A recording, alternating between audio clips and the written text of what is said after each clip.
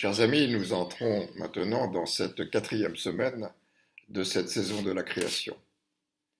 Alors que ce soit pour nous une occasion de nous ancrer ou de nous replonger dans les racines bibliques de notre rôle et de notre responsabilité sur ce théâtre de la création que Dieu nous a confié. Les Écritures, la Bible nous interpelle à ce sujet. Vous vous souvenez du livre de la Genèse, les premiers versets. Dans un commencement, Dieu créa le ciel et la terre.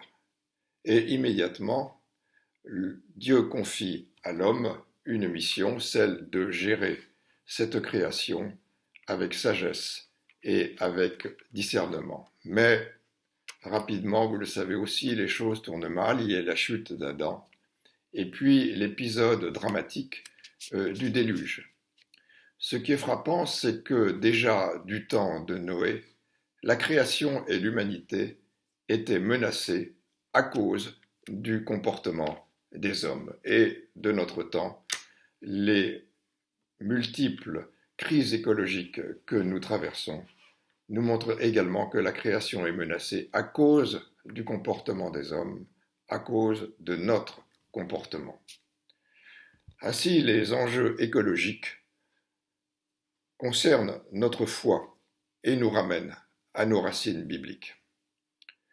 Dans le Premier Testament, la Torah n'établit en aucune manière une autorité ou une domination absolue de l'homme sur la création, mais au contraire, à travers l'alliance de Dieu avec son peuple, l'alliance de Dieu avec nous, établit une alliance entre l'homme et la création.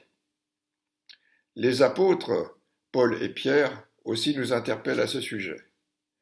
On peut citer le texte connu de l'épître de Paul aux Romains au chapitre 8, que je cite « La création tout entière gémit maintenant encore dans les douleurs de l'enfantement ». Et l'apôtre Pierre, dans sa deuxième épître au chapitre 3, introduit aussi cette espérance. Je cite le verset 13. « Mais nous attendons, selon sa promesse, de nouveaux cieux et une nouvelle terre où la justice habitera. » Chers amis, la bonne nouvelle, c'est que Dieu a un plan pour l'humanité, un plan pour la création, un plan de rédemption. Alors que cette saison de la création soit pour nous l'occasion d'entrer spirituellement aussi dans ce plan de Dieu.